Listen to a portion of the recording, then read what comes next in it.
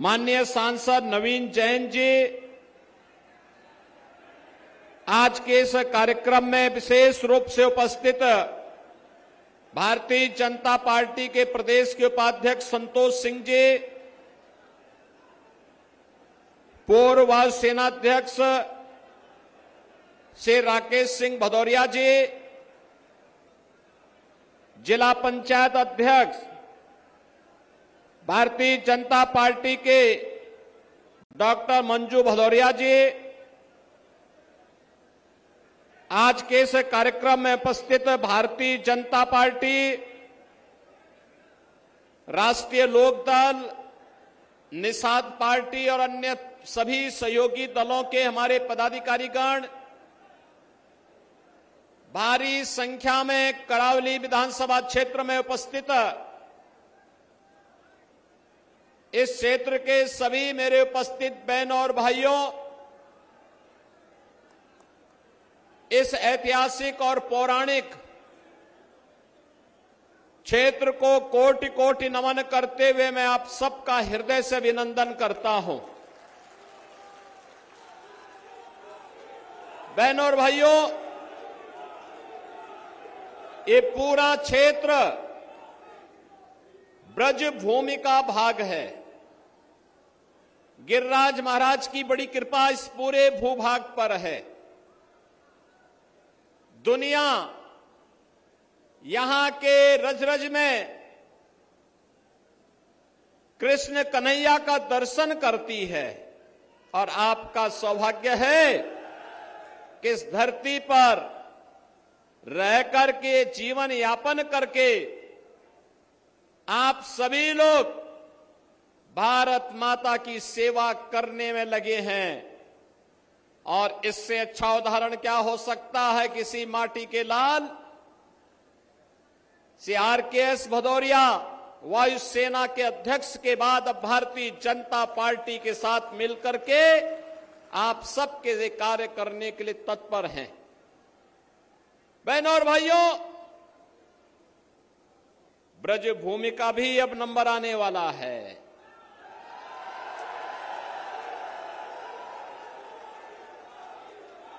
अयोध्या और काशी ने अपने लक्ष्यों को प्राप्त कर लिया है। अब तो बारी आप ही की है। अब विकास के लिए आपको कहीं कोई तरसाने की हिम्मत नहीं कर पाएगा, क्योंकि अब तो आगरा में भी आपका अपना एयरपोर्ट बन रहा है। आगरा भी गंगा जल का सेवन कर रहा है और हर घर नल की योजना भी लागू हो रही है। बहनों और भाइयों, मुझे बताइए, आपने रामनवमी के दिन देखा होगा भगवान राम का सूर्य तिलक हुआ था। देखा ना? देखा ना? देखो,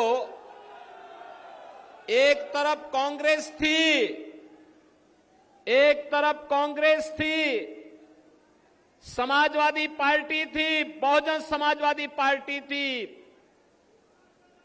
राम जन्मभूमि के लिए हमसे कहते थे क्या प्रमाण है कि राम का जन्म अयोध्या में हुआ, ये लोग बोलते थे। और इन दलों ने तब ये भी कहा था कि राम और कृष्ण तो हुए ही नहीं, जैसे कि इस सृष्टि के पहले कांग्रेस, सपा और बसपा ही पैदा हो गए थे, बाकी तो कोई हुआ ही नहीं था। ऐसा दिखाने का प्रयास कर रहे थे। बहनों और भाइयों, वो तो मोदी जी का प्रताप है, इनका झूठ फेल हो गया और मोदी जी के कारण 500 वर्षों का इंतजार समाप्त करके अयोध्या में रामलला का फिर से प्रकटीकरण हो गया है। और अयोध्या में रामलला के भव्य मंदिर के शिलान्यास के लिए भी प्रधानमंत्री जी गए, प्राण प्रतिष्ठा के कार्यक्रम के लिए भी प्रधानमंत्री जी गए। और उस दिन का भी उनका वह भावुक चित्र देखा होगा आप सबने। जब सूर्य तिलक होते हुए प्रधानमंत्री जी भले ही अयोध्या में नहीं थे, उनका मन अयोध्या में था कि हमारे रामलला का भव्य मंदिर बनने के बाद 500 वर्षों के बाद रामलला को अपनी ही जन्मभूमि पर अपना जन्मोत्सव मनाने का अवसर प्राप्त हुआ।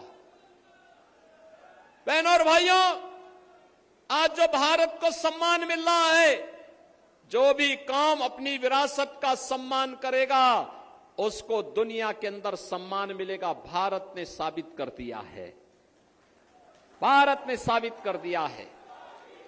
विरासत का ही सम्मान है कि काशी में काशी विश्वनाथ धाम, विरासत का ही सम्मान है कि अयोध्या में रामलला 500 वर्षों के बाद विराजमान हो रहे हैं, और विरासत का ही सम्मान है चौधरी चरण सिंह जी को भारत का सर्वोच्च नागरिक सम्मान भारत रत्न प्राप्त हुआ है। ये सभी मोदी जी के कारण। और बहनों और भाइयों, एक तरफ विरासत का सम्मान, दूसरी तरफ विकास के भी कार्य ऐसे, हाईवे 4 लेन, 6 लेन, 12 लेन, एक्सप्रेसवे, एयरपोर्ट, डिफेंस कॉरिडोर और हर घर नल की योजना से लेकर के IIT, IIM, medical college, AIIMS जैसे संस्थान बन रहे हैं। गरीब कल्याणकारी योजनाओं की तो कोई सानी ही नहीं। आप सोचो, 1947 में भारत से बड़े दंभ के साथ पाकिस्तान अलग हुआ था। पाकिस्तान की कुल आबादी 23 से 24 करोड़, भारत की आबादी 140 करोड़। भारत के अंदर 80 करोड़ लोग 4 वर्ष से फ्री में राशन की सुविधा का लाभ प्राप्त कर रहे हैं, और पाकिस्तान के अंदर 23 करोड़ जनता भूखों मर रही है, बदहाल है। जितनी पाकिस्तान की आबादी, उससे ज्यादा आबादी को प्रधानमंत्री मोदी जी के नेतृत्व में 10 वर्ष में गरीबी रेखा से ऊपर उठा करके खुशहाल जीवन और स्वावलंबन का जीवन जीने के लिए आगे बढ़ा दिया गया है। बहनों और भाइयों, कांग्रेस के लोग, सपा बसपा के लोग गरीबों के अकाउंट में डकैती डालते थे, इसीलिए जनधन अकाउंट नहीं खोलने देते थे, इसीलिए रसोई गैस के लिए तरसाते थे, इसीलिए किसान आत्महत्या करता था, क्योंकि किसान सम्मान निधि जैसी योजना नहीं थी। गरीब सर्दी में ठिठुरने के लिए मजबूर होता था और बरसात में भूखों सो जाता था। क्या स्थिति थी? 4 करोड़ गरीबों को मकान मिल गए, 12 करोड़ किसानों को किसान सम्मान निधि का लाभ मिल गया, 10 करोड़ गरीब परिवारों को उज्ज्वला योजना का रसोई गैस का कनेक्शन मिल गया। और मोदी जी ने कहा है, जो बचे कुचे हैं, अब कार्य इस तीसरे कार्यकाल में उन सबको भी हम सिचुरेट करेंगे, पूरी तरह हर व्यक्ति को सुविधा का लाभ देंगे। आपने देखा होगा, कोई भेद नहीं किसी के साथ, न किसी की जाति, न किसी का मत, न किसी का मजहब, कोई चेहरा देख करके योजना का लाभ नहीं। योजनाओं का आधार सबका साथ और सबके विकास के आधार पर है। बहनों और भाइयों, सुरक्षा सबको, सुविधा सबको, तुष्टीकरण किसी की नहीं, यह भारतीय जनता पार्टी का नारा है। और भारतीय जनता पार्टी इसी मुद्दे को लेकर के सरकार भी बनाती है, और आपसे कहने के लिए भी इसीलिए आई है, हम लोग इसीलिए आए हैं। विरासत और विकास का जो अद्भुत संगम भारतीय जनता पार्टी की सरकार ने मोदी जी के नेतृत्व में प्रस्तुत किया है, दुनिया कौतूहल और आश्चर्य की निगाहों से इसे देख रही है। और इसीलिए आज मैं आपके पास आया हूं आपसे कहने के लिए। बहनों और भाइयों, आज किसानों को जो सुविधाएं प्राप्त हो रही हैं, प्रधानमंत्री कृषि सिंचाई योजना, प्रधानमंत्री किसान बीमा योजना, प्रधानमंत्री किसान सम्मान निधि, इसके पीछे प्रधानमंत्री मोदी जी का नेतृत्व है, उनका मार्गदर्शन है और पूरे देश के अंदर संगठन के माध्यम से इसको ले जाने का कोई काम कर रहा है, वह काम कर रहे हैं आपके सांसद राजकुमार चाहर, जो आपके लोकप्रिय सांसद हैं, क्योंकि वह किसान मोर्चा के भी राष्ट्रीय अध्यक्ष हैं और इसीलिए बहनों और भाइयों पूरे देश के अंदर वह कार्यक्रमों में, पार्टी के कार्यक्रमों में किसानों के मुद्दे को लेकर के पूरे देश के अंदर कार्य करते हैं। मैं आज आपके ये अपील करने के लिए आया हूं, आपने सांसद चुना, पूरे देश के लिए काम कर रहा है, आपके लिए तो गौरव के साथ बोलने की आवश्यकता है। हमारा सांसद केवल फतेहपुर सीकरी के लिए नहीं, पूरे देश के किसानों के लिए काम कर रहा है और इसीलिए मैं आपसे कहने के लिए आया हूं, आपका दायित्व बनता है, आपका दायित्व बनता है। अगर आप विरासत का सम्मान करते हैं तो जिन लोगों ने राम और कृष्ण पर प्रश्न खड़े किए थे, आज उनको वोट के लिए तरसा दीजिए, एक भी वोट नहीं मिलेगा उनको।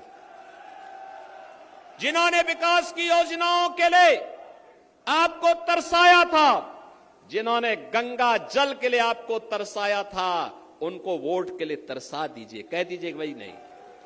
जब आपको मौका मिला तब तो आपने कुछ किया नहीं, जब मौका मिला ये माफिया और अपराधी को अपने गले का हार बना करके प्रदेश के व्यापारी और बेटी की सुरक्षा में सेंध लगा रहे थे ये लोग, कांग्रेस और सपा और बसपा। देख रहे हैं सभी लोग माफिया की कब्र में जाकर के फतिया पड़ रहे हैं।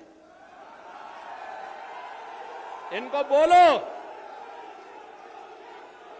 इनको बोल दीजिए ये चुनाव से अच्छा वक्त नहीं। इनको बोलो कि जाओ, वोट तो कमल निशान को जाएगा, तुम लोगों को 5 साल की छुट्टी दे रहे हैं, फतिया पड़ो खूब।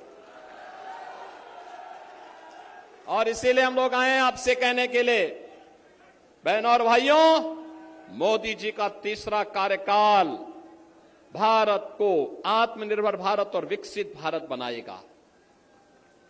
विकसित भारत के लिए वोट भाजपा को चाहिए, आत्मनिर्भर भारत के लिए भाजपा को वोट चाहिए। हर नौजवान के चेहरे पर खुशहाली लाने के लिए, हर बेटी को सुरक्षा और स्वावलंबन के मार्ग पर आगे बढ़ाने के लिए, भारत को दुनिया की एक ताकत बनाने के लिए भारतीय जनता पार्टी को आपका आशीर्वाद चाहिए, आपका समर्थन चाहिए। और इसके लिए मैं भारतीय जनता पार्टी के सभी जनप्रतिनिधियों से और सभी कार्यकर्ताओं से भी अपील करूंगा, चुनाव प्रत्याशी का नाम राजकुमार चाहर हो सकता है, लेकिन चुनाव तक हर व्यक्ति को राजकुमार चाहर बनना पड़ेगा। बहनों और भाइयों, चुनाव तीसरे चरण में यहां होना है और तीसरे चरण के चुनाव के लिए अभी से आपको मैं अपील करूंगा, घर घर जाइए। हमारा नारा राष्ट्रवाद का है, जातिवाद का नहीं हो सकता है। जातिवाद के नाम पर बांटने वाले लोग देश को कमजोर करना चाहते हैं।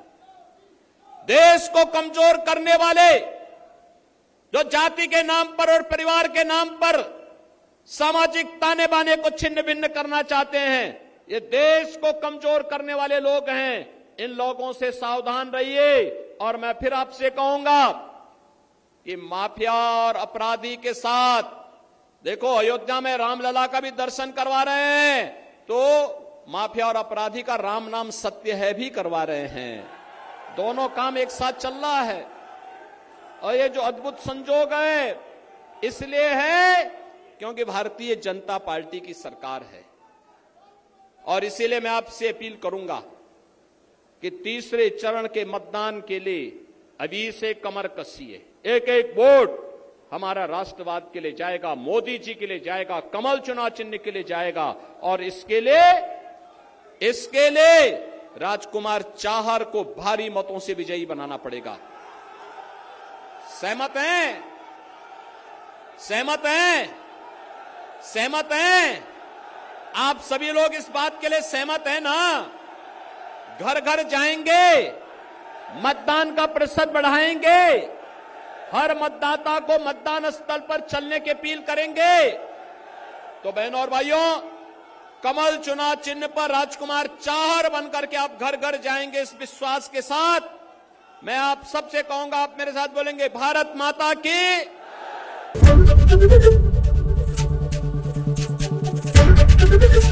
एबीपी गंगा, खबर आपकी, जुबान आपकी।